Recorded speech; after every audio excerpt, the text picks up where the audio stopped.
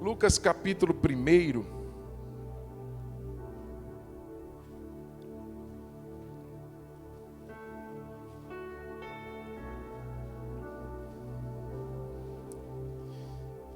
Eu quero hoje falar, queridos, sobre um novo tempo que Deus tem preparado para a igreja. Você pode dizer comigo, Deus tem preparado um novo tempo para a igreja. Irmãos, nós estávamos ontem aqui num tempo tão maravilhoso, tão precioso, foi o nosso sábado de clamor. Então, das 6 até o meio-dia, a igreja estava em oração. Irmãos vinham, irmãos iam, então cada um ficou aqui o tempo que pôde e foi um tempo precioso. Enquanto nós orávamos, né, eu e minha esposa sempre a gente fica no primeiro horário, das 6 às 7. E, irmãos, no primeiro momento, só tínhamos nós dois ainda. Nós tínhamos aberto a igreja e tínhamos só nós dois. E a gente estava orando aqui. E uma palavra forte veio ao meu coração. O novo de Deus. Eu digo, gente, que novo, amém, novo. E em seguida, Deus ministrou ao meu coração exatamente essa passagem que nós vamos ler. O sacerdote Zacarias, o pai de João Batista, e me vinha isso ao coração, ele ministrava no seu turno, ali no santuário, no templo, ele ministrava o incenso. Irmãos, era o esperado dele, ele nasceu para isso, ele foi instruído para isso, capacitado para isso.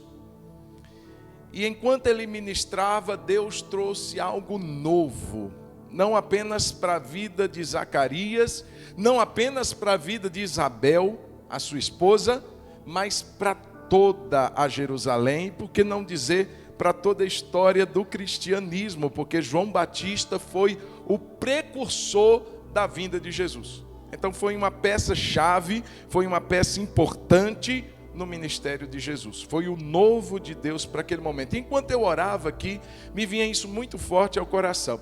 Então nós ficamos aqui algumas horas orando, e depois eu fui ali para o gabinete e fui ler o texto que estava vindo aqui. E Deus me deu uma palavra que eu quero compartilhar com você hoje. Lucas capítulo 1, versículo 13. Na verdade seria o texto todo, mas para poupar tempo, eu vou ler apenas o verso 13, que diz assim: o anjo, porém, lhe disse: não tenha medo, Zacarias, porque a sua oração foi ouvida. Aleluia. Eu tenho certeza que ontem, irmãos, a nossa oração foi ouvida.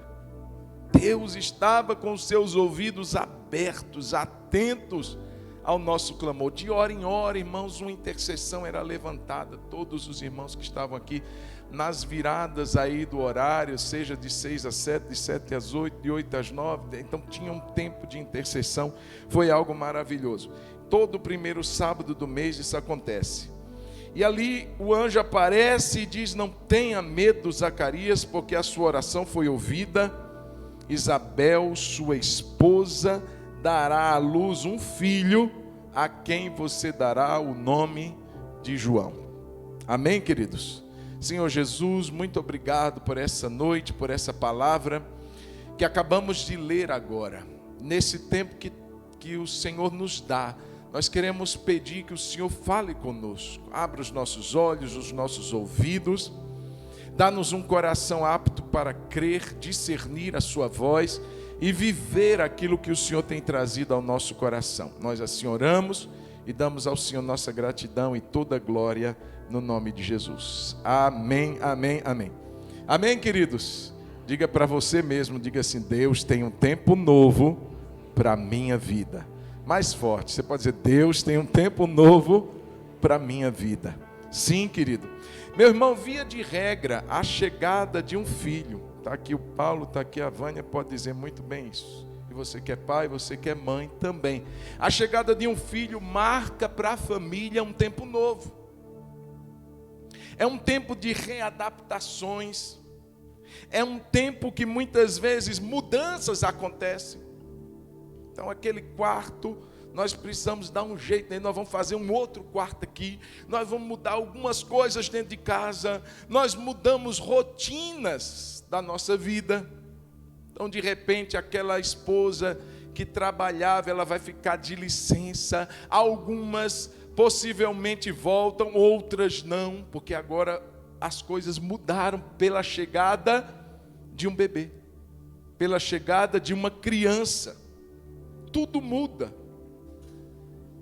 Coisas novas requerem mudanças. Não dá para a gente querer algo novo sem estar disposto a mudar. Não tem. Então, precisamos estar dispostos a isso. Coisas novas requerem mudanças.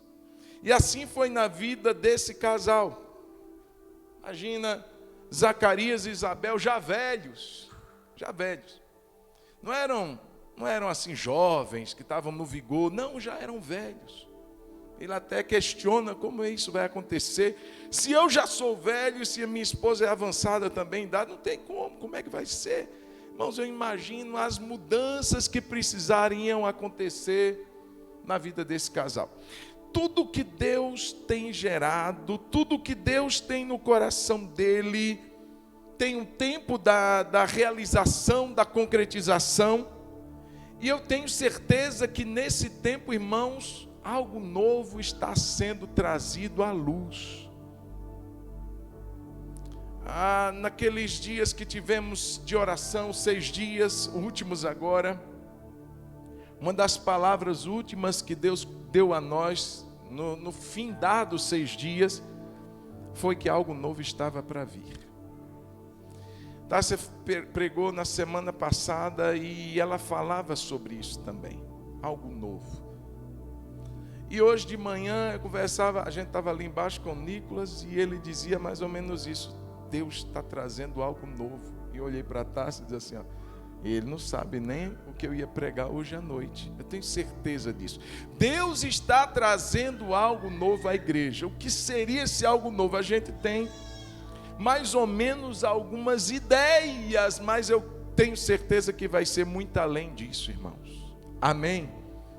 Vai ser muito além disso. Um novo momento que vai exigir uma nova postura da igreja, uma decisão da igreja de estar caminhando de fato nesse tempo que Deus está marcando. E eu tenho certeza, queridos, que não vai ser um tempo novo apenas para a igreja de Jesus. Vai ser um tempo novo para a humanidade. Veja, a igreja em Atos dos Apóstolos vive um tempo, irmãos, sem precedentes. Um tempo em que o evangelho ele foi disseminado. Um tempo em que a presença de Deus era algo palpável. Conversões, libertações, curas, o reino de Deus vindo com poder. E alguns protagonistas lá do livro de Atos, como Pedro, como Paulo, como os discípulos, como os apóstolos, fizeram coisas extraordinárias. E teve um momento em que Paulo chega a uma cidade chamada Tessalônica, capítulo 17 de Atos, versículo 6, e que as autoridades ali, todo o movimento de Deus atrai antagonistas. Todo o movimento de Deus atrai aqueles que censuram, criticam e perseguem. Assim foi com Paulo. E ali aqueles religiosos de Tessalônica, você depois no capítulo 17 de Atos vai poder conferir, eles disseram algo interessante. Para acusar Paulo, para acusar os discípulos, eles disseram: estes que têm transtornado, que têm agitado o mundo, chegaram aqui em Tessalônica. Irmãos, olha que coisa. Olha o que eles disseram: estes que têm transtornado, que têm agitado o mundo. Não era Jerusalém, não era apenas Tessalônica, era o mundo. Chegaram aqui. Entenda, queridos, Deus tem trazido um tempo, Deus tem dado a conhecer a nós que esse tempo está por vir. Nós precisamos estar despertos, atentos, para vivermos esse momento e não deixarmos ele passar por nós e nós não abraçarmos esse momento. Mas não será um momento que vai impactar a igreja apenas, vai impactar o mundo. Estes que têm transtornado o mundo chegaram aqui. Nós ouviremos ainda essa frase. A igreja ainda ouvirá novamente essa frase. Esses que têm agitado o mundo. Mas não é revolta, não é queimar pneu, não é fazer manifestação de violência. Irmãos, é o Evangelho, é o poder de Deus que tem o poder de transformar vidas, de cura, de libertar cativos. Esse Evangelho, irmãos, vai transtornar, vai agitar o mundo, vai colocar o mundo em alvoroço, vai dizer: alguma coisa está acontecendo sim. Está começando na igreja, mas você vai ser influenciador para o mundo. Então esteja pronto para viver isso, esteja desejoso para viver isso. E eu quero destacar aqui, irmãos, 3 verdades sobre esse novo de Deus. Primeiro, o que traz esse novo à existência? Como é que eu posso trazer a realidade desse novo? Só sentando e dizendo assim: tá bom. Na hora que tiver que acontecer, acontecerá.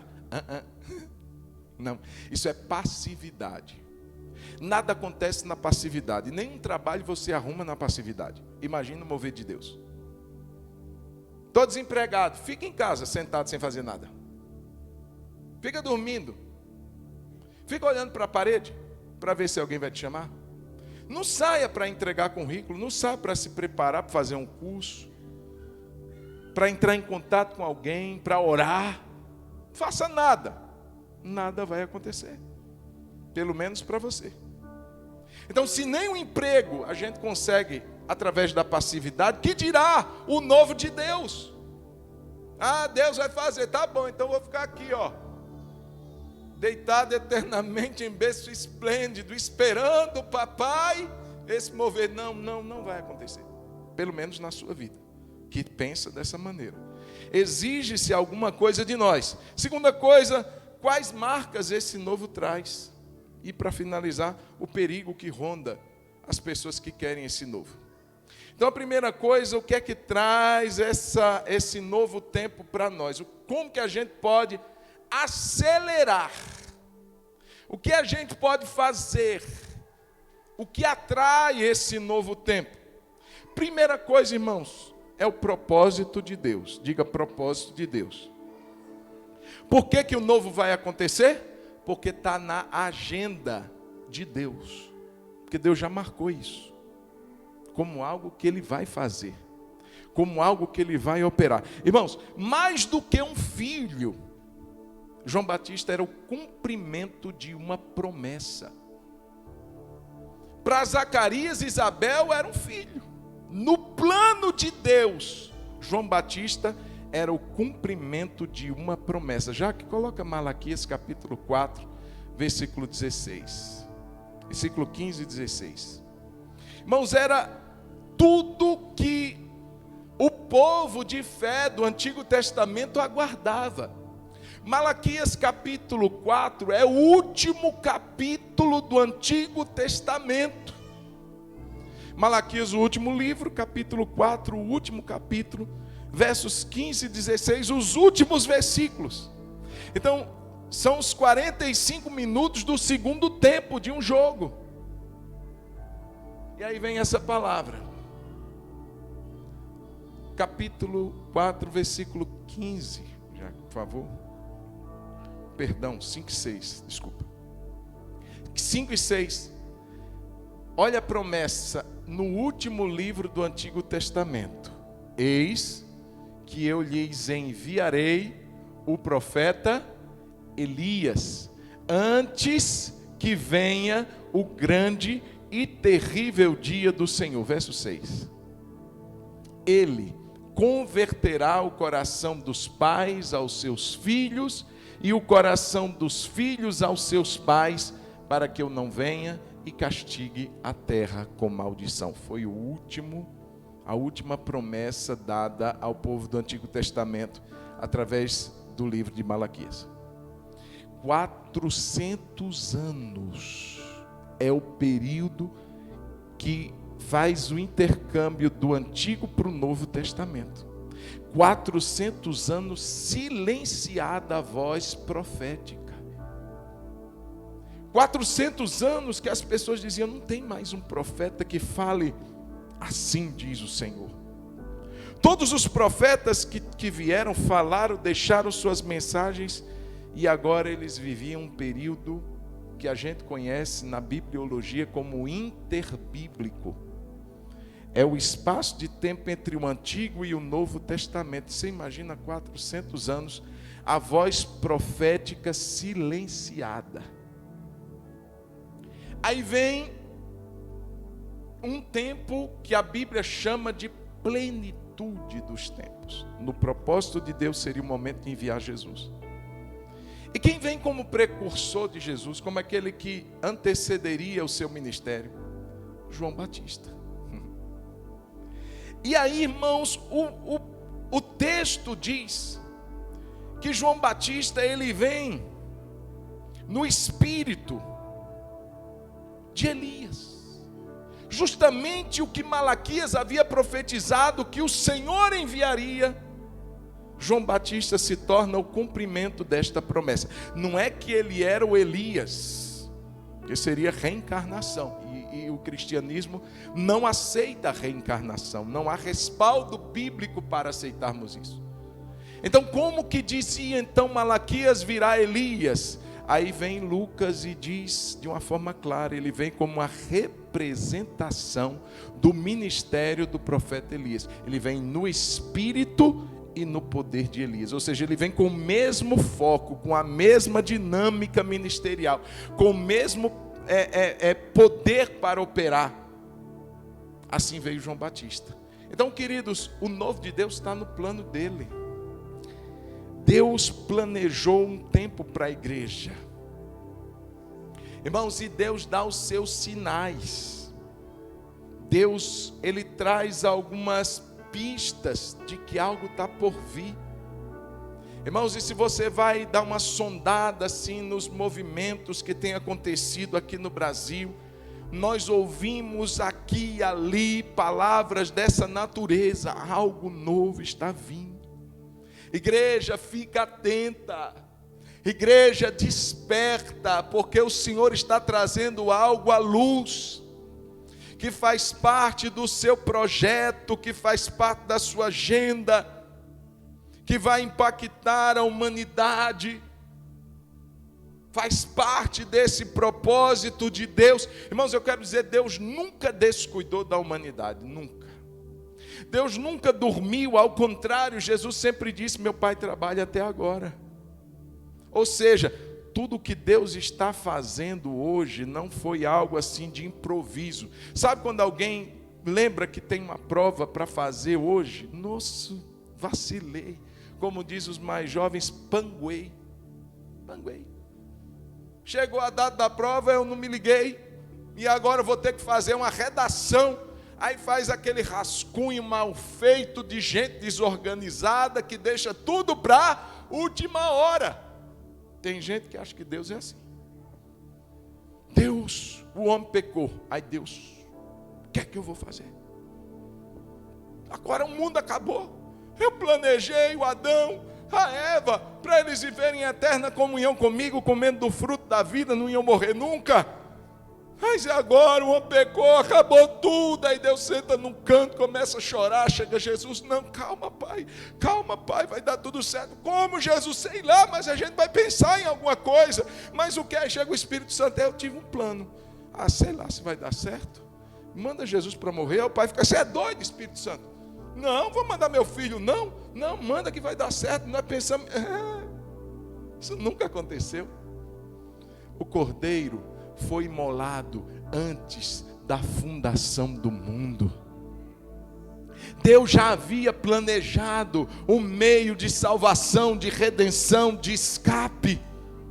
Deus não é alguém descuidado que faz coisas de última hora, aquelas garrancheiras. Cadê o meu livro do plano para a humanidade? Aquele livro cheio de garrancho. Não, irmãos, antes da fundação do mundo, Deus já tinha tudo em mente, tudo no seu coração, inclusive você e eu, inclusive seus propósitos, inclusive Jesus, inclusive o sacrifício. Jesus não morreu na cruz, Jesus morreu na eternidade. O cordeiro foi imolado antes da fundação do mundo. No coração do Pai, Jesus já havia morrido lá. Está dando para entender isso, irmão? Não foi nada plano B. Assim como o novo que nós estamos falando que vai vir, é novo para nós, para Deus não. Não é algo que Deus disse assim, vamos fazer uma festa surpresa lá na terra? Que tal? Vamos levar uns balões de cura. Aí o Espírito Santo, que tal uns balões de missões? Aí o povo vai fazer missões, aí a gente faz uma festa surpresa. Não, irmão, não tem isso. Tudo já estava programado na agenda, no calendário da eternidade. E eu tenho certeza que esse tempo aponta, irmãos, esse tempo de hoje aponta para algo novo que Deus está trazendo à luz. E nós precisamos estar despertos, nós precisamos estar atentos. Cada detalhe, irmãos, foi meticulosamente planejado pelo coração do Deus Todo-Poderoso. João Batista foi uma prova disso. Não é agora, eu podia ter dado João Batista, Zacarias e Isabel para vocês enquanto vocês estavam recém-casados. O fato dele ter vindo na velhice de vocês não mostra descuido, não mostra plano B, não mostra que eu fiz um remedo no meio do processo. Tudo está dentro do meu propósito. João Batista faz parte do propósito de Deus. Deus tem um novo para trazer à igreja nesses dias, irmãos. Tomara que seja ainda nos meus dias. Tomara que seja nos seus dias. Amém, querido? Você está disposto a isso ou não? Foi fraco demais. Você está disposto a isso, sim ou não? Exige mudança, viu, querido? Exige mudança. Exige uma intencionalidade nossa.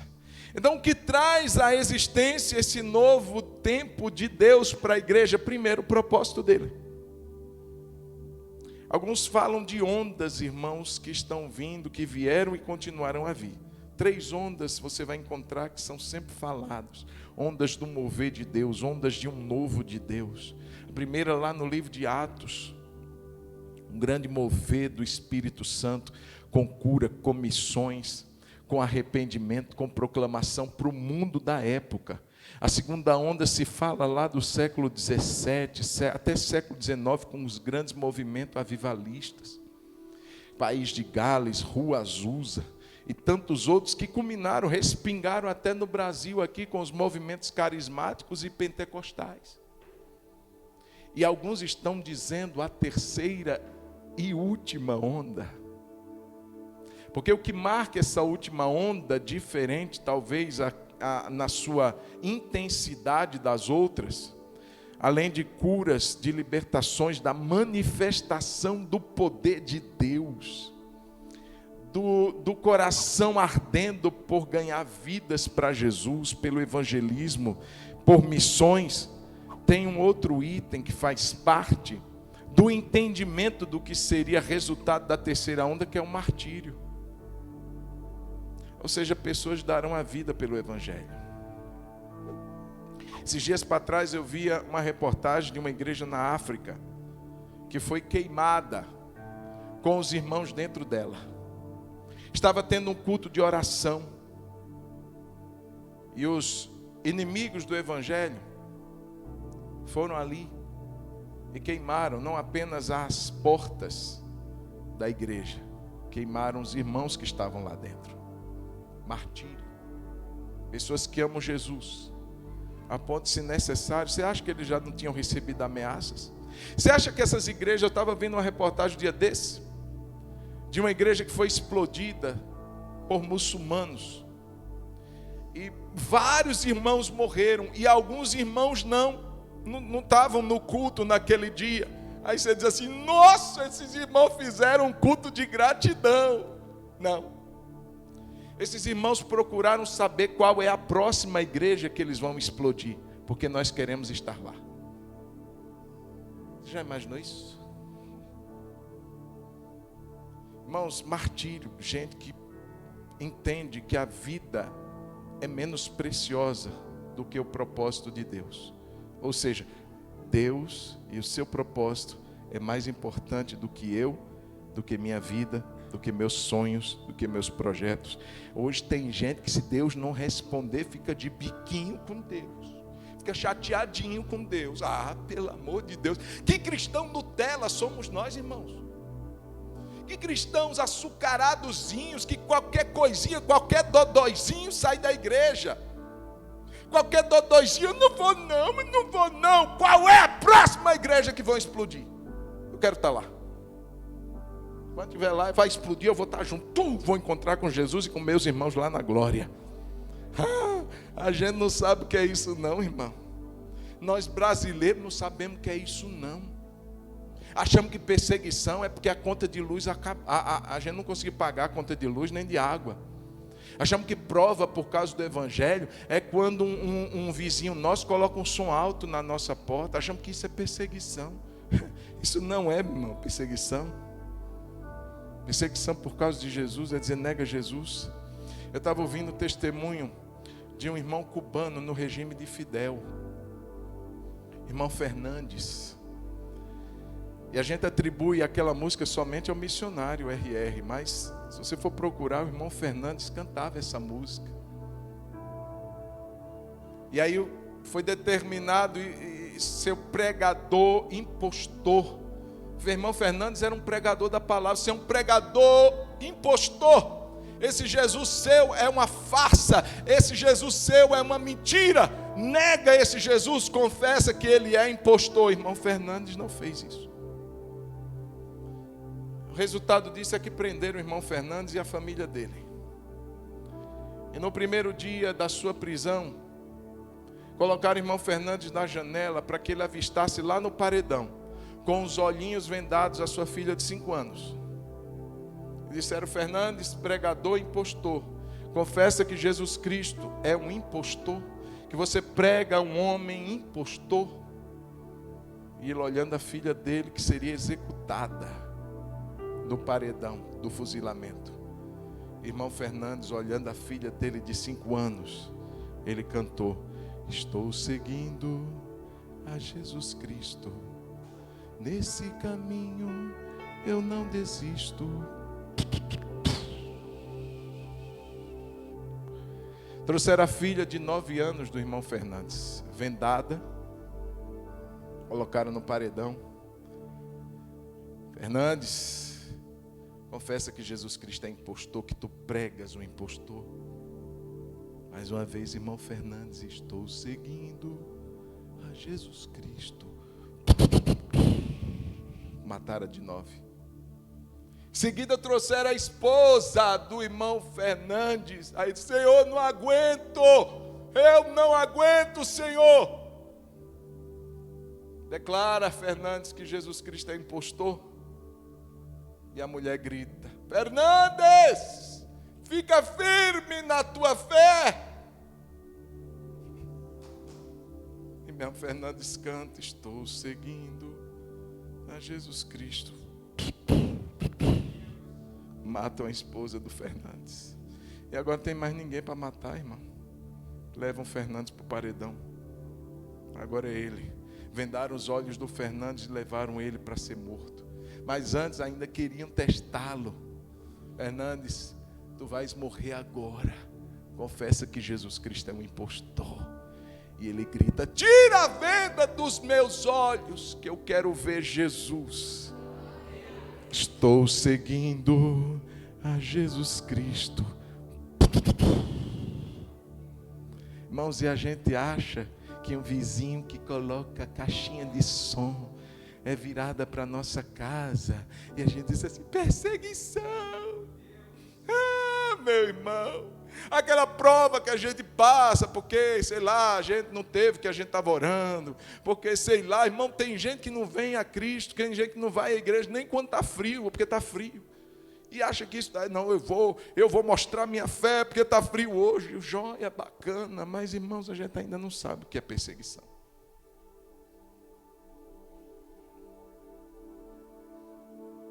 E esse tempo de Deus, segundo o que nós ouvimos, irmãos, o que vemos, aponta para esse tempo também, que a igreja vai ser provada.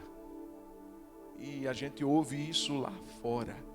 Eu pergunto se uma pandemia esfriou muitos, se um vírus fez muitos não quererem mais regressar à comunidade, à igreja, à fé, e quando tiver um exército ali apontando um fuzil para a gente, dizendo assim, confessa que esse Jesus é um impostor, o que a gente vai fazer?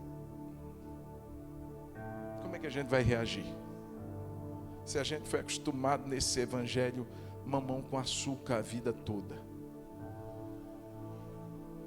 Esse tempo, irmãos, ele precisa ser regado de oração.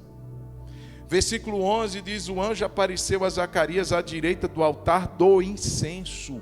O que era o altar do incenso? Era o altar que simbolizava aquilo que era apresentado a Deus. Salmo 141, versículo 2 diz assim, que a minha oração suba como incenso à sua presença. A igreja precisa orar por esse novo de Deus, irmãos.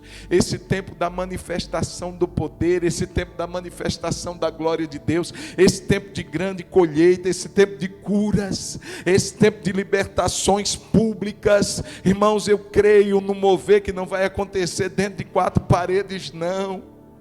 Ei, eu creio num tempo que não vai ser preciso trazer ninguém para a igreja, templo físico, para que ele seja curado. Eu creio que o Senhor vai levantar um exército, um povo poderoso que vai nas ruas, irmãos, nos ônibus, nas praças, nas escolas, e por onde passarmos, Deus vai operar grandes coisas.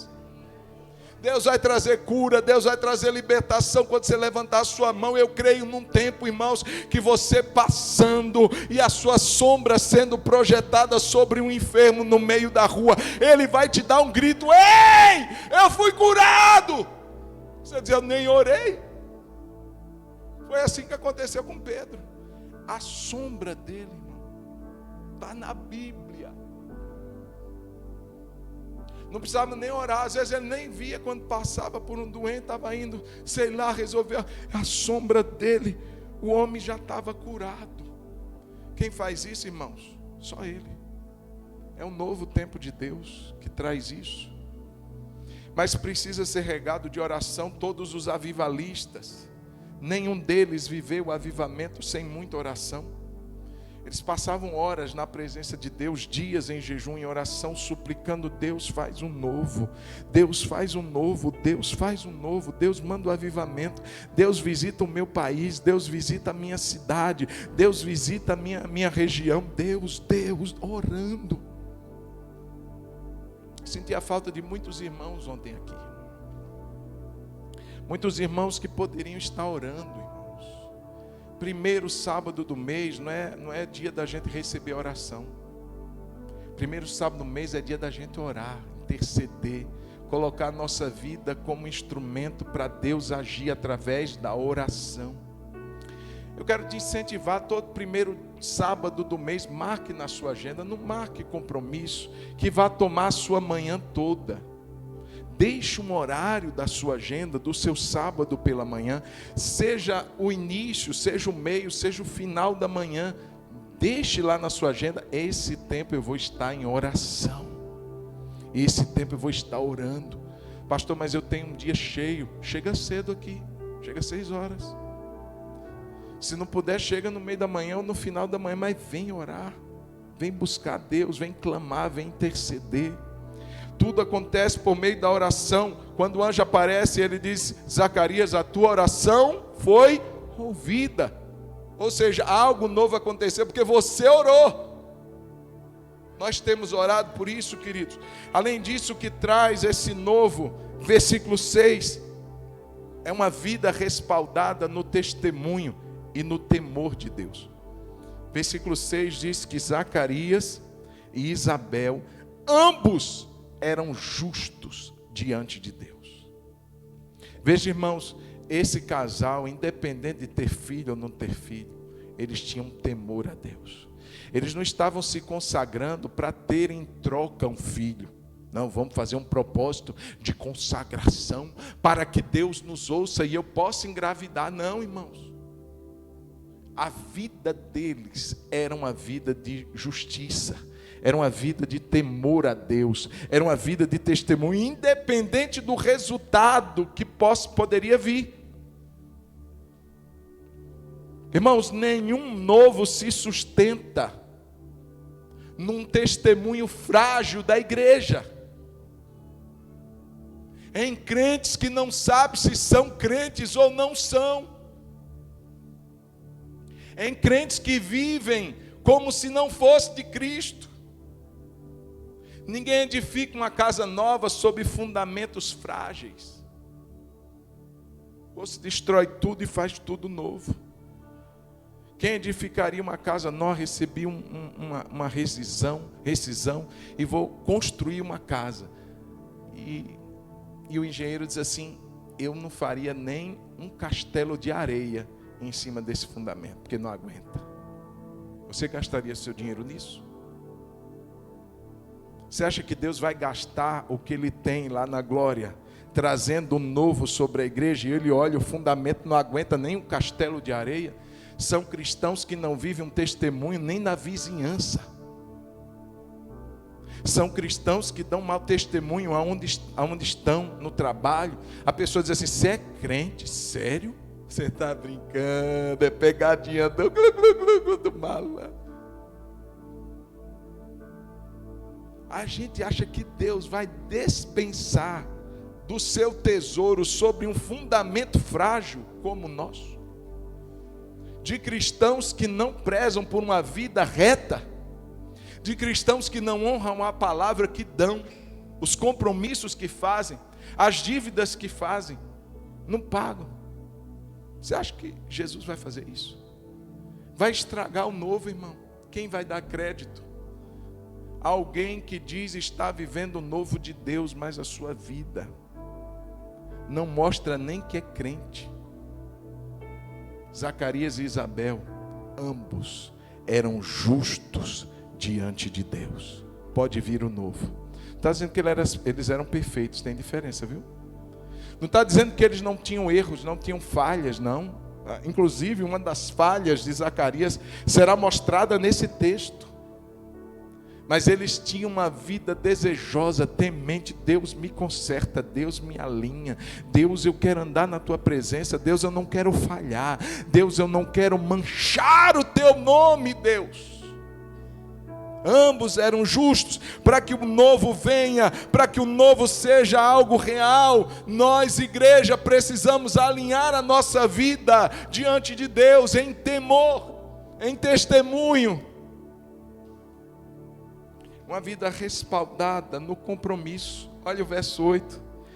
Diz aqui no verso 8 de Lucas 1: aconteceu que enquanto Zacarias exercia o sacerdócio diante de Deus, na ordem do seu turno coube-lhe por sorte, ou por sorteio, segundo o costume sacerdotal, entrar no santuário do Senhor e oferecer incenso. Irmãos, eram muitos sacerdotes, só podia entrar uma vez por ano, então tinha que ser no sorteio. O que é que Zacarias estava fazendo ali? Já era um velho, não tinha filho, estava desgostoso porque não tinha filho nenhum para ensinar o ofício sacerdotal. Papai é sacerdote, filho, e você será um sacerdote do Senhor. Eu tenho a alegria de poder lhe instruir, de poder lhe educar e dizer que você será um sacerdote do Senhor. Não, Zacarias não tinha. E o que é que movia ele estar lá? Compromisso. Meu irmão, o que é que te motiva a andar com Deus? Deixa eu te fazer essa pergunta. O que é que te motiva a andar com Deus? O que é que te motiva a servir a Deus? Se for por questões do que você tem como resposta, pode até te motivar por um tempo, enquanto você estiver entusiasmado. Consegui um emprego novo, consegui comprar minha casa, troquei o meu carro. Isso te motiva por um tempo. Depois você não está mais entusiasmado com isso, não. Zacarias não tinha nada para motivá-lo, exteriormente falando. O que eu faço por uma razão. O nome disso? Compromisso. Eu tenho um compromisso com o meu Deus. Então eu não preciso de motivaçãozinha externa. Eu não preciso, irmãos, pastor, não chegou para mim. Pastor, não disse nada, dizendo assim, vai, filho. Ele não me deu uma palavra de ânimo. Você está esperando isso para andar com Deus? Cheguei na igreja, nenhum irmão me disse assim, estou sentindo tanto sua falta. Deveria fazer. Mas e se não fizer? É isso que te motiva a andar com Deus? Irmão, se for isso, desiste hoje, que é melhor. Porque amanhã você pode não ter isso, hoje você pode ter, amanhã não. E aí? O que tem que nos motivar, irmãos, é a mesma motivação de Zacarias. Eu tenho um compromisso com Deus. Eu sou sacerdote do Senhor. Eu vou ministrar na casa de Deus. Eu vou levar o incenso no santuário. Eu não tenho filho. Eu sou velho. Minha esposa é velha. Eu não vi nada acontecendo de novo na minha vida. Mas eu tenho um compromisso com o meu Deus. Eu não vou falhar. É sua vez, Zacarias. Você foi sorteado. Vou estar lá. Vou ministrar incenso no santuário do Senhor. Você já imaginou se Zacarias tivesse dado várias desculpas? Nossa, estou com uma dor na coluna. Nossa. Isabel ficou doida ontem, me colocou em cima dos armários, pediu para eu limpar tudo lá em cima. Pediu para eu arrastar a geladeira, fogão. Estou arrebentado hoje. Dá para ir aquele no meu lugar? Se Zacarias tivesse feito isso, ele teria perdido o novo. Porque naquele dia, que tudo parecia comum, que tudo parecia ser igual aos outros dias, quando Zacarias entrou lá, quem ele avista? O anjo do Senhor, estava esperando por ele. Zacarias, não temas, a tua oração foi ouvida. Isabel, tua mulher, dará à luz um filho, a quem lhe porás o nome de João. Você sabe que tem tanta gente que perde o novo de Deus por desculpinhas? Eu não vou hoje não. Não vou no culto hoje. Estou cansado. Trabalhei muito. Você não sabe que naquele dia, talvez seria o dia. Aquele dia que você está mais cansado, sem motivação nenhuma, sem pretensão nenhuma, sem vontade nenhuma. Talvez seja naquele dia que você seja surpreendido por uma ação poderosa do céu. Uau, tem um anjo me esperando. Ele ficou com medo, irmãos. Não era sempre que tinha um anjo, mas naquele dia normal, o anjo estava lá. Deus não vai te mandar recado, WhatsApp, ô Zaquinha, vai hoje, viu? Não perde não, viu? Porque hoje eu enviei um anjo. Você vai perder, meu filho? Quem ia perder? Se Deus mandasse o aviso, não perde hoje o culto não, não deixa de orar hoje não, não deixa de ler a Bíblia, porque é hoje que eu vou falar com você e vou mudar o curso da tua história. É hoje. Se Deus mandasse, irmão, ia ser fácil, mas Ele não manda. Não manda. Zacarias não recebeu nenhuma mensagem de aviso, mas ele tinha um compromisso com Deus e ele estava lá. E naquele dia Deus o surpreendeu. Compromisso.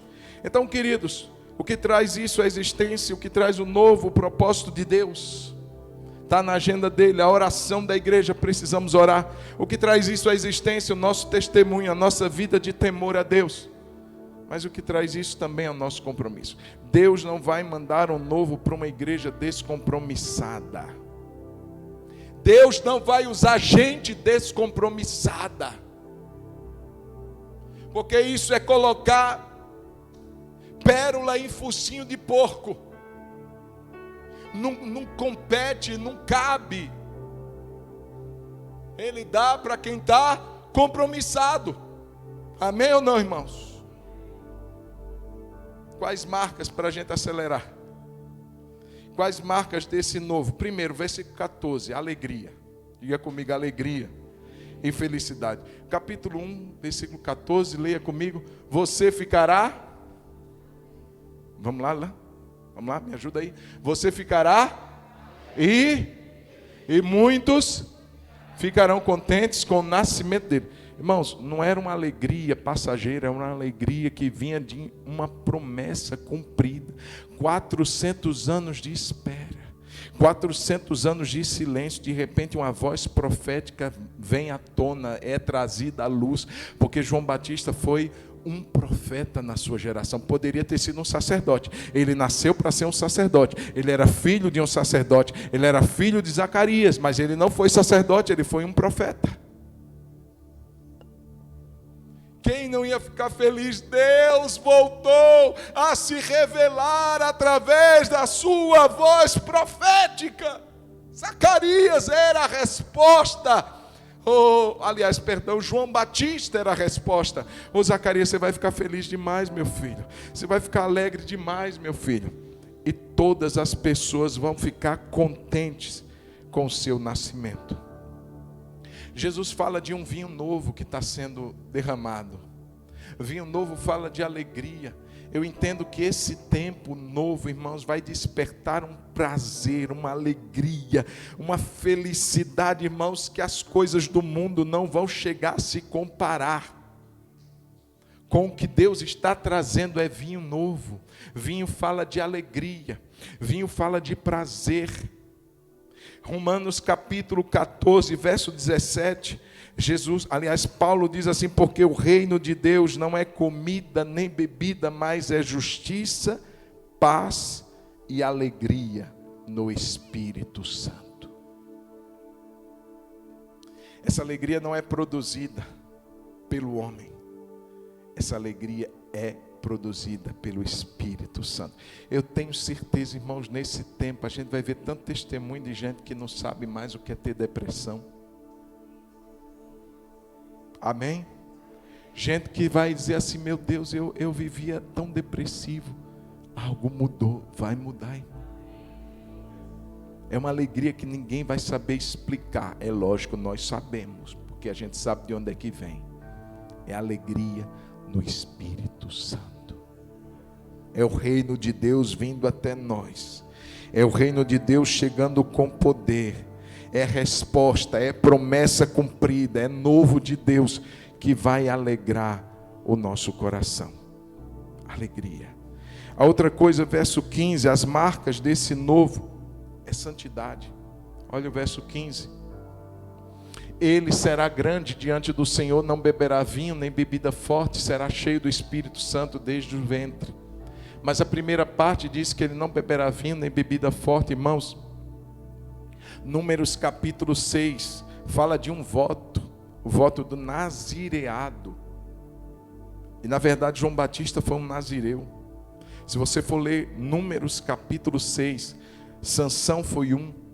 E o nazireu significa um consagrado a Deus. O nazireu não podia beber nenhum tipo de bebida que o deixasse fora de si. Ele não podia tocar em nenhum cadáver. Ele tinha um diferencial na vida dele. Ele tinha que deixar o seu cabelo crescer livremente. João Batista era um nazireu. E o significado de nazireu é consagrado. O que esse tempo traz, irmãos, é consagração. É gente que diz assim: eu sou de Jesus. Uma firmeza tão poderosa. Quem romper esse novo, quem viver esse novo, vai testemunhar com muita ousadia, porque é um consagrado de Deus, é uma consagrada de Deus, é alguém que não se contamina, é alguém que não se vende, é alguém que não se corrompe. É esse tempo novo de Deus, sim, irmãos, porque o evangelho vai chegar a lugares que talvez em tempos normais nunca chegou, porque a igreja vai estar cheia de ousadia, mas também vai estar cheia de um compromisso de consagração a Deus. Além disso, irmãos, alegria, felicidade, santificação. Versículo 15 ainda vai dizer que ele será cheio do Espírito Santo desde o ventre da sua mãe. Irmãos, o derramamento do Espírito não só foi para Atos dos Apóstolos, não só foi para os avivamentos do século 20. Deus tem um derramamento poderoso. Irmãos, eu vou ver crianças, porque esse João Batista foi cheio do Espírito Santo no ventre. A dúvida que eu vou tirar é se ele falou em línguas lá no ventre. Mas eu não sei, você acha que sim? Ele foi cheio do Espírito no ventre. Aí você diz assim, mas a psique dele não estava formada. Estava não. A personalidade dele não estava formada. Estava não. Mas ele tinha Espírito. E o Espírito Santo já o envolveu lá no ventre da mãe dele. Nós vamos ver, irmãos, as nossas criancinhas sendo cheias do Espírito Santo. Irmãos, se as criancinhas serão, isso vai ser algo assim, que a igreja viverá com poder. Irmãos, sem precedente, nós viveremos um romper do Espírito Santo tão poderoso, queridos, que a gente vai ler esses livros assim, vai dizer, é isso mesmo. A gente fica empolgado quando a gente lê Azusa, quando a gente lê os avivamentos do país de Gales, quando a gente vê esses avivamentos do século 20, a gente, nossa! Só de ler a gente já fica entusiasmado. Eu quero dizer que a gente vai viver. Amém? Amém, irmãos? Irmãos, a gente acha assim que um dia que a gente está no culto e a gente se alegra mais e a gente dá um glória a Deus mais alto, isso já é o grande derramamento do Espírito Santo. Não é. Tem uma música que a gente cantava que dizia assim: o muito que nós temos visto não passa de gotas. Pim. Gotinhas. Pim. Deus vai derramar uma chuva da presença do Espírito Santo sobre a igreja. Amém, irmãos? Eu quero isso, meu Pai. Diga assim para o Senhor: eu quero isso, meu Deus. Aleluia. E aqui, irmãos, ainda como marcas, reajustes. Diga reajustes. O verso de número 16 vai dizer que haverá um reajuste do homem com Deus. Olha o que diz o verso 16: ele converterá muitos dos filhos de Israel ao Senhor seu Deus. Vejam que os filhos de Israel já eram para estar com Deus, mas não estavam. Eu quero declarar, irmãos, que nós veremos uma enorme quantidade de gente que se desviou voltando para Jesus. Aqueles desviados que um dia caminharam conosco, que disseram assim, não quero mais, e a gente insistia, a gente estava quase um chato já, e a gente abriu mão, e a gente diz assim, vou só orar. Nesse tempo, você não vai precisar nem chamar, Ele que vai te chamar, Ele que vai dizer, eu quero voltar para Jesus, e não vou esperar nem chegar o dia de culto, ora por mim aqui, que eu quero voltar é hoje. Ele converterá muitos dos filhos de Israel ao Senhor seu Deus. Vai ser um tempo de reajuste na vida com Deus. Gente mais ou menos, gente titubeando, gente lá e cá, vão se firmar na presença de Deus. Vai se converter de fato ao Senhor. Além do ajuste com Deus, verso 17, a primeira parte, vai dizer que haverá um reajuste na família. Nenhum avivamento deixa de tocar na família, irmãos. Ele irá diante do Senhor no espírito e no poder de Elias para converter o coração dos pais aos filhos. Só até aqui. A profecia de Malaquias, irmãos, ela dá uma amplitude nisso. Porque ele disse, não apenas vai ser uma conversão dos pais aos filhos, mas Malaquias diz que também dos filhos aos pais. Veja, irmãos, pastor Alisson pregou hoje de manhã sobre, uma das partes da mensagem foi sobre isso também. Converterá, isso fala de um cisma de geração do nosso tempo. Pais que não entendem seus filhos e filhos que não entendem seus pais. Cada um está caminhando numa direção oposta à do outro. O pai está para lá, a mãe está para lá, o filho está para cá. Cismas geracionais, rupturas de gerações, casas cheias, mas divididas. Não há um entendimento, está uma Babel lá dentro. Ninguém entende a língua do outro. Irmãos, eu quero confessar que é um desafio entender a língua da nossa geração mais atual. Fraga isso ou não? Fraga? Irmãos, eu custei para entender esse fraga. Quando chega assim a fraga, irmão, parece que existe uma linguagem própria e a gente precisa descobrir essas coisas. Fragou ou não? Não diz mais assim, amém? Não, é fragou. Irmãos, e está dizendo que esse tempo vai fazer isso. Esse tempo vai fazer isso. O que é converter o coração dos pais aos filhos? O que é conversão? É uma reconexão. É uma volta. Porque hoje, irmãos, não é só estar junto. Vem cá, Daniel, só para dar uma ilustração aqui. Veja, eu posso... Vem cá, rapidinho, sobe aqui. Nós vamos ficar no mesmo patamar aqui, para os irmãos entenderem. Fica voltado para lá. Eu vou... para lá, aqui. E eu vou estar voltado para cá. A gente está junto, sim ou não? Tá ou não? A gente está na mesma direção? Ele está para lá e eu estou para cá. Meu pensamento é aqui, meu filho. A minha geração foi assim. E ele está apontando para lá, mas a minha geração é essa. E a gente não se entende. E eu estou cobrando dele e ele está me cobrando. Eu estou dizendo que seja um filho melhor e ele seja um pai melhor. E a gente não está reconectado.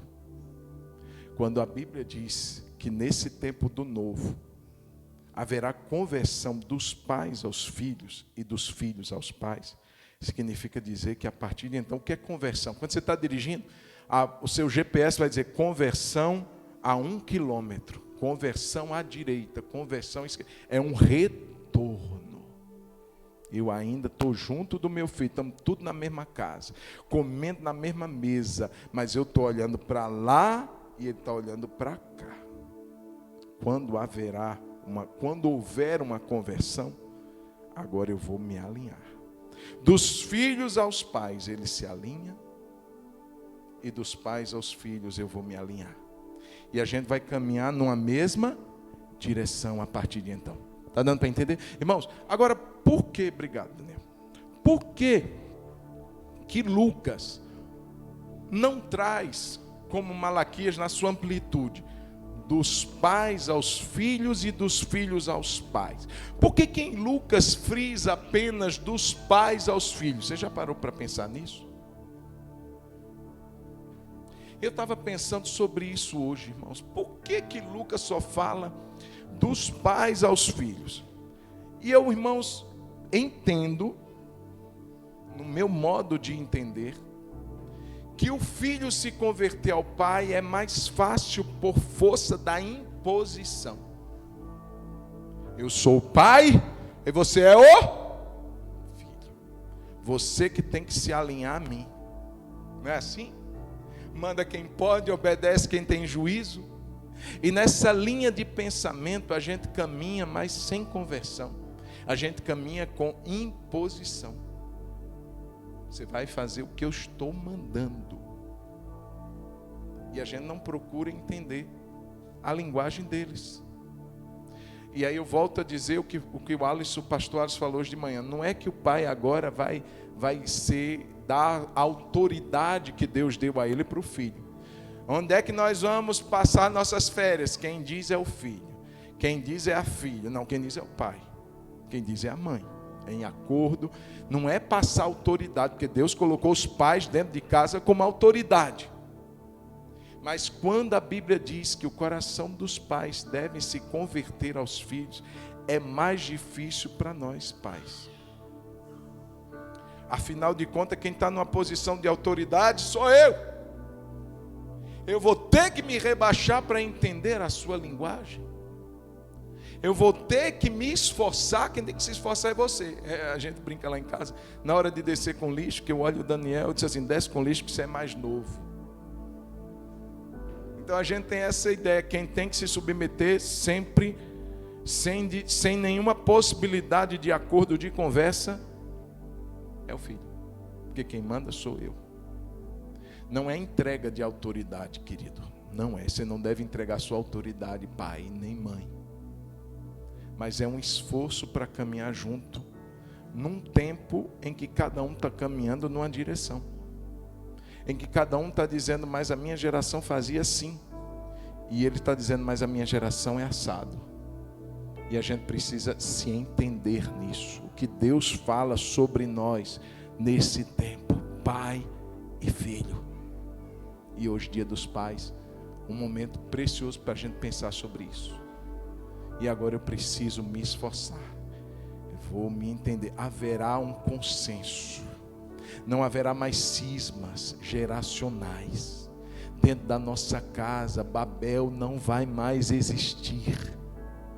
Confusão, irmãos, quando não se entende a linguagem, o que é que isso gera? Confusão. Todo mundo começou a falar uma língua diferente e a torre que era para ser edificada não foi, graças a Deus. Porque tinha um outro propósito dessa torre ser edificada, que era confrontar a grandeza de Deus, a soberania de Deus. Mas o fato é que ninguém mais se entendia. Quando não mais se entenderam, se dividiram. Já vi um casal que não fala mais a mesma língua? Confusão. Uma família que não fala mais a mesma língua, pai não fala a língua da mãe, mãe não fala a língua do pai, os filhos não falam mais a língua dos pais, os pais não... Confusão, Babel. Sabe quem muda Babel? O Espírito Santo. Diga, quem muda Babel é o Espírito Santo. Atos dos Apóstolos, capítulo 2. Cada um falava na sua própria língua, mas quando o Espírito Santo veio, passou a ser uma língua só. Uma língua de fogo pousou sobre cada um deles. E todos os ouviam falar na sua própria língua. Em Babel os povos se dispersam. No Pentecoste os povos se unem. Gente de todos os povos, partos, medas, elamitas. Mas quem faz isso? O Espírito Santo de Deus. É o novo tempo, irmãos. Prepare-se para reconciliações. Prepare-se para, muitas vezes, ter que dar uma conversão para entender e caminhar numa direção em comum na sua casa. Não é só dizer eu sou o cabeça e quem manda aqui sou eu.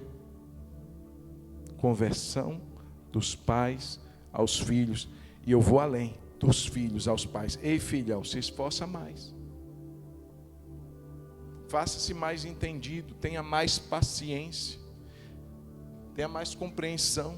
Seu pai não nasceu na sua época, sua mãe também não. Faça a sua parte. Tem que ser dos dois. Amém? Mas quem vai fazer isso? A ação do novo de Deus. Converterá o coração dos pais aos filhos, dos filhos aos pais. E consigo mesmo, irmãos, além... Não dá para a gente falar mais detalhado por causa da hora. Mas olha só, ele está dizendo que vai haver prudência no coração das pessoas. Tem gente que perde tanta coisa porque é precipitada. E por fim ainda, no verso de número 17, ele vai dizer que os desobedientes serão convertidos à prudência dos justos. Isso é um reajuste pessoal. E um reajuste ministerial. Ele vai para habilitar para o Senhor um povo preparado. A igreja, irmãos, ela nunca vai estar tão capacitada para fazer a obra de Deus quanto nesse tempo. Veja, lá em Atos dos Apóstolos, quem era aquele povo que impactou e que transtornou o mundo? Eram sábios, Eram os estudados? Eram os universitários da escola rabínica? Não, é um monte de pescador iletrado, gente que não tinha conhecimento. E o que eles fizeram? Impactaram o mundo. Irmãos, se a gente hoje já está assim, preparado em termos humanos, se preparando aqui e ali, o que será quando o Espírito Santo for derramado nesse novo tempo, nesse novo momento? O que será, irmãos, o impacto da igreja no mundo? Eu quero dizer que será algo poderoso. Amém, queridos? Eu quero viver esse novo, irmão. Não sei quando. Talvez a gente está pensando que vai ser para agora. Quem dera. Como diz o pastor Ideci, oxalá. Quem dera. Mas João Batista veio num tempo que seu pai estava velho. Talvez a gente vai viver lá para frente, eu não sei. Mas é importante começar a se preparar hoje. Amém, amados? E para finalizar, o que é que pode impedir isso? Qual é o grande perigo? Eu quero dizer, 18 a 20 de Marcos, vai dizer que é a incredulidade. O anjo aparece, dá aquela palavra poderosa, e aí o Zacarias diz assim: como que eu vou saber disso daí? Eu sou velho, a minha esposa é velha. Aí o anjo olha para ele: eu sou Gabriel. Olha lá, olha o outro ali. Eu sou Gabriel, e estou a serviço de Deus, e fui enviado para falar com você e lhe trazer esta boa notícia. Verso 20. Todavia você ficará mudo e não poderá falar até o dia em que estas coisas vierem a acontecer, porque você não acreditou nas minhas palavras, as quais no devido tempo se cumprirão. Qual é o grande problema? Incredulidade. Talvez você está ouvindo essa mensagem dizendo assim: já ouvi outras assim. Talvez você não está dando nem a mínima para o que Deus está falando com a gente agora. Talvez você está dizendo assim: nada, isso é utopia. Irmãos, a sensatez nos diz que é melhor ficar calado. E quando a gente não se cala, o Senhor cala a gente.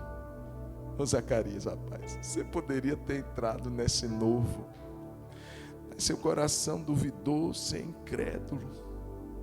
É melhor você ficar mudo, porque além disso você pode desanimar tua mulher também. Então você não vai conseguir falar mais até o dia que o seu filho nascer. Irmãos, 9 meses, Zacarias não deu um pio. Não tinha as meninas aí para falar com ele, na linguagem dos sinais. Ele pediu uma tabuinha para escrever. Você está entendendo isso? Quem duvida não se prepara, irmão. Noé está pregando para o povo: ei, vai vir um dilúvio, vai vir um dilúvio. O povo acreditou? E por não terem acreditado, não se prepararam. E por não se prepararam, pereceram. Quando Deus fala com a gente e a gente não acredita, a gente também não se prepara. Jesus está voltando, sei. Sério isso? Minha tataravó falava isso. Ai, nada. Pensa assim, se prepara não. De repente vai vir um dilúvio. E aí não dá tempo de se preparar depois, irmão. Mas quem acredita, quem crê, Deus, eu sei que o Senhor vai fazer algo. E eu vou começar a me preparar. Vou orar mais. Eu vou me consagrar mais.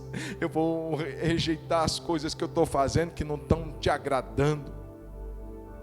Eu vou ter expectativa de que o Senhor vai fazer algo na minha geração. Nem que eu seja já velhinho, mas eu sei que o Senhor vai fazer. Irmãos, e começarmos a interagir com esse mover que Deus está jogando o seu perfume sobre nós. Só sente aí, a gente está vindo.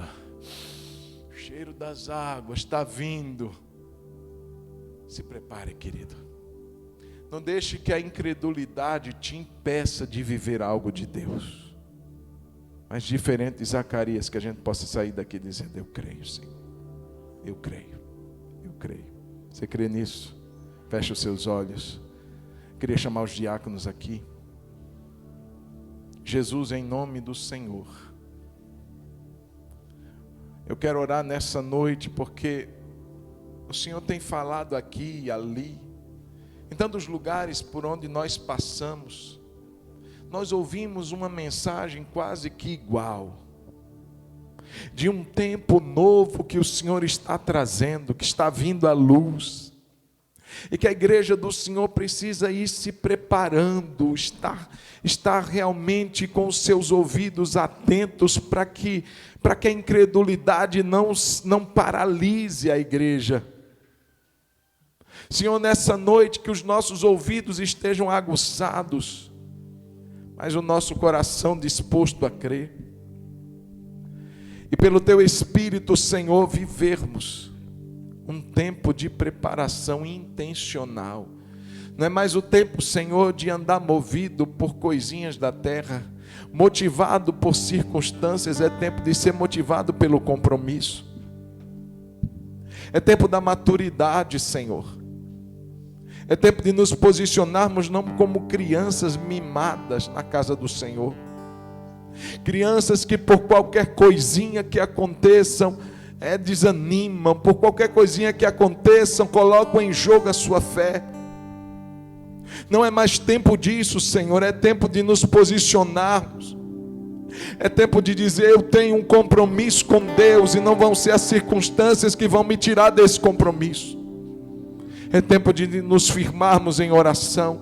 É tempo de clamarmos não apenas: Deus, manda as minhas bênçãos, mas é tempo de clamar: venha o Teu reino, Senhor. Venha o Teu reino, Senhor. Venha o Teu reino, Senhor. Meu Deus, nessa noite eu clamo a Ti junto com Teus filhos e filhas aqui nessa noite. Levanta-nos, Senhor.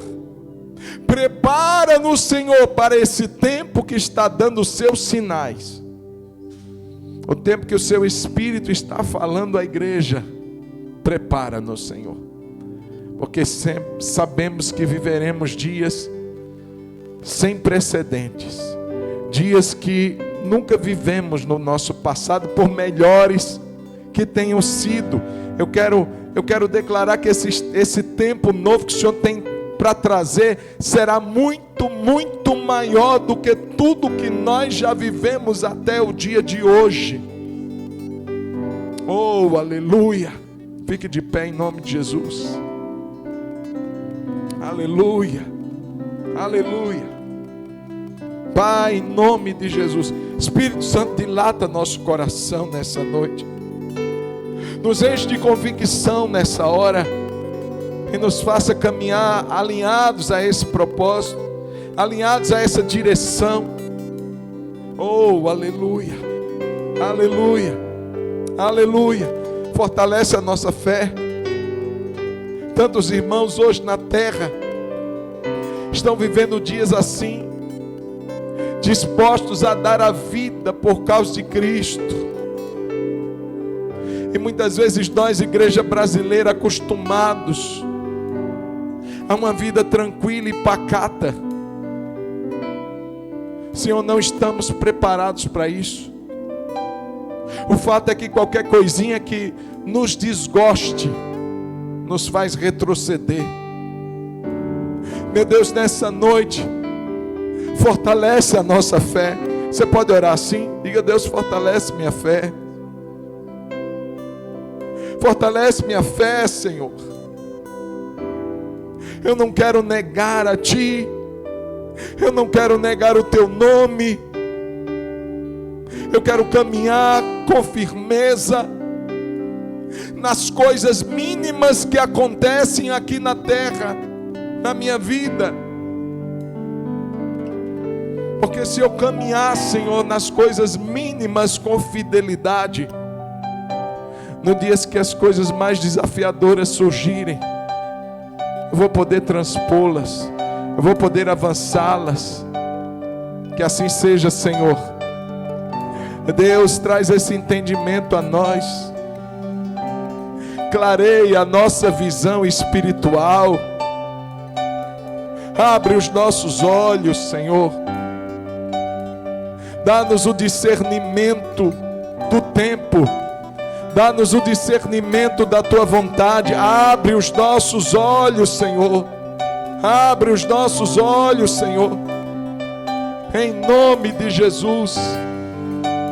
E alinha o nosso coração. Que a dúvida, que a incredulidade, meu Deus, sejam arrancadas. E a fé poderosa, ela nos torne firmes. Oh, aleluia. Oh, aleluia. Oh, aleluia. Deus, esse tempo de um grande mover do Teu Espírito está chegando.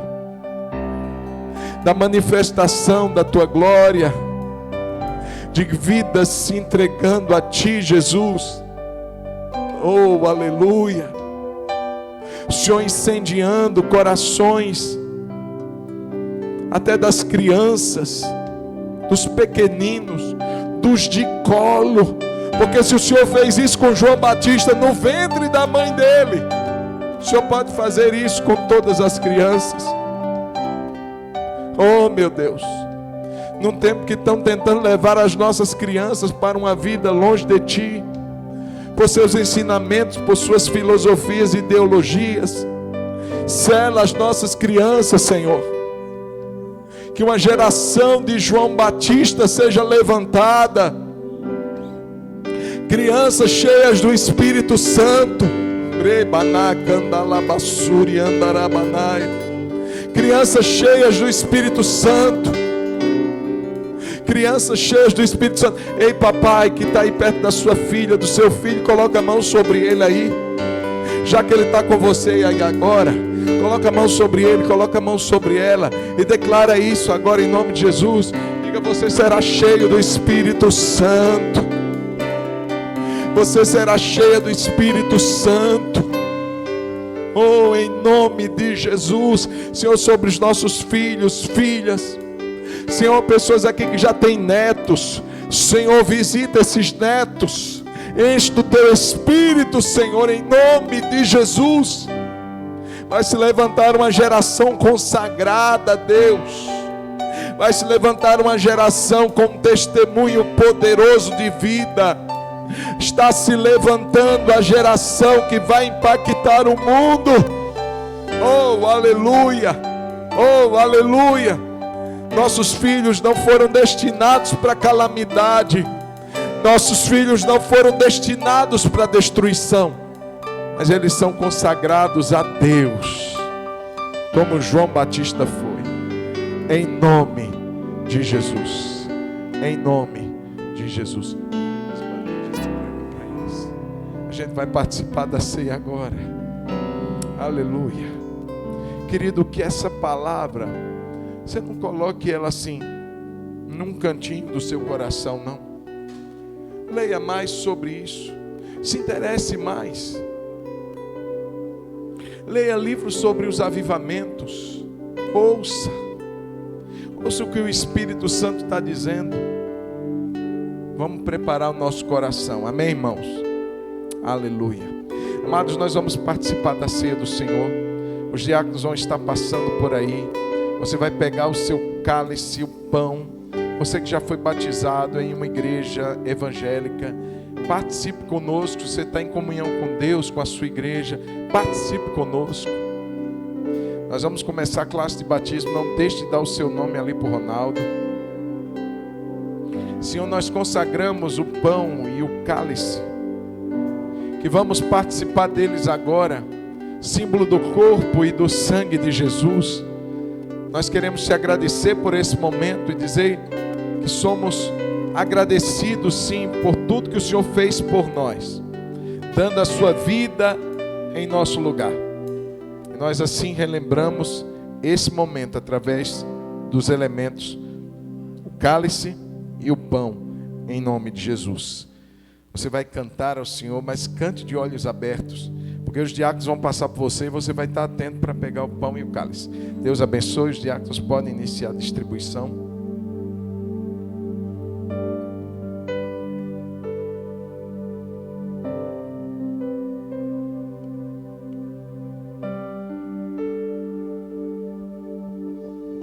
Aleluia. Aleluia.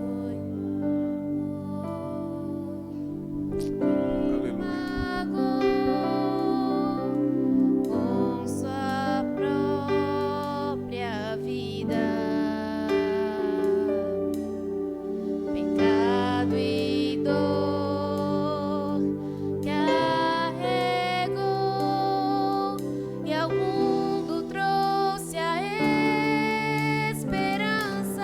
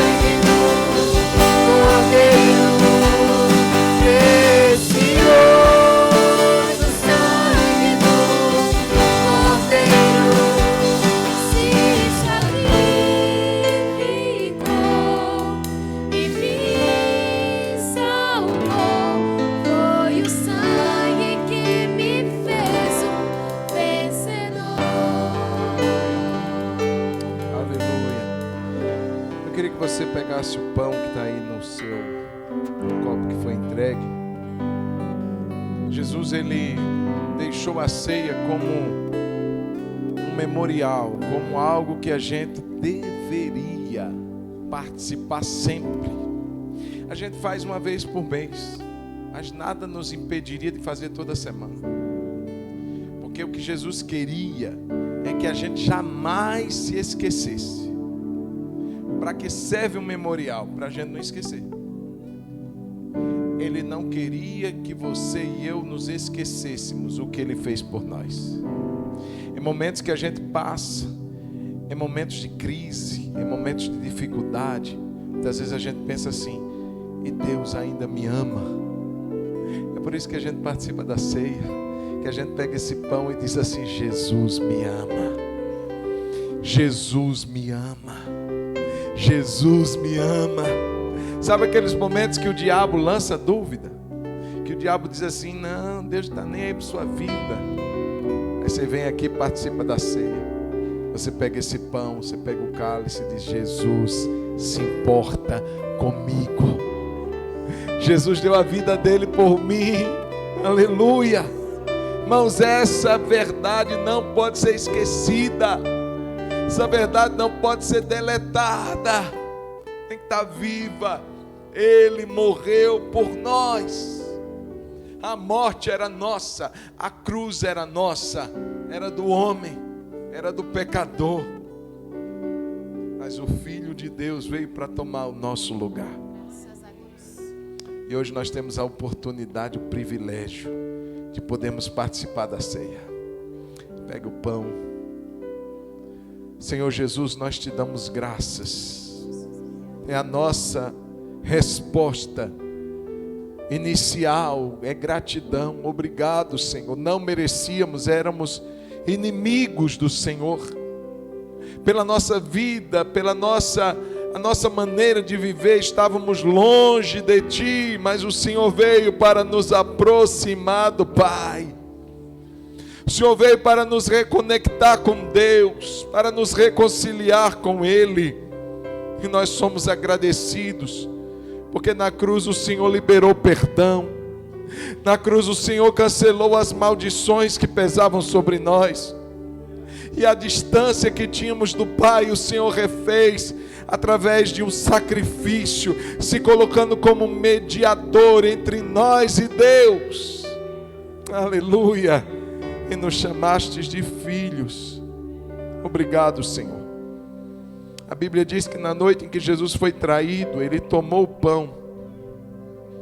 E tendo dado graças, Ele o partiu e o entregou aos seus discípulos e disse: tomai e comei, este é o meu corpo que é entregue por vocês.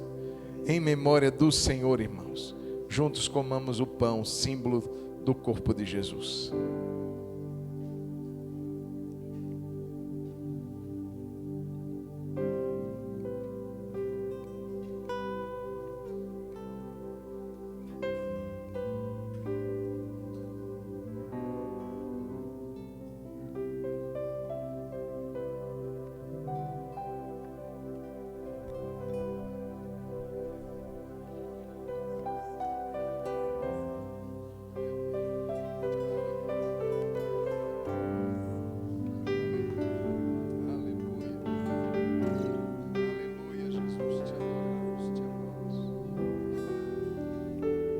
Aleluia. Oh, glória.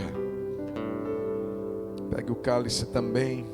Se você puder levantar ele um pouquinho mais. Como sempre fazemos.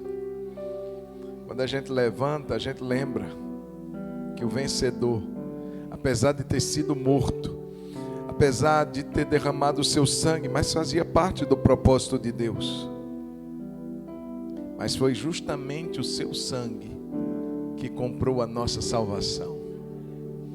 A Bíblia diz na carta de Pedro que não foi com prata, não foi com ouro, que nós fomos resgatados da nossa vã maneira de viver, mas foi pelo precioso sangue de Jesus. Esse sangue perdoou, trouxe purificação. Esse sangue não mancha. O sangue de Jesus purifica. Purifica não o nosso exterior, purifica o nosso interior. Lava os nossos pecados, perdoa os nossos pecados, purifica-nos de toda a nossa culpa, nos liberta, nos transforma. O sangue de Jesus, precioso sangue de Jesus. Por semelhante modo, depois de haver ceado, ele também tomou o cálice e disse: esta é a nova e eterna aliança no meu sangue. Fazer isto todas as vezes que o beberdes em memória de mim.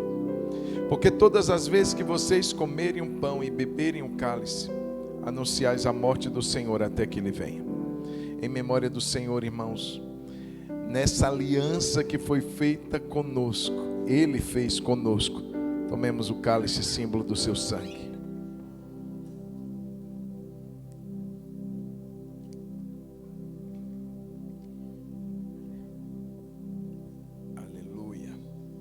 Aleluia, aleluia, aleluia.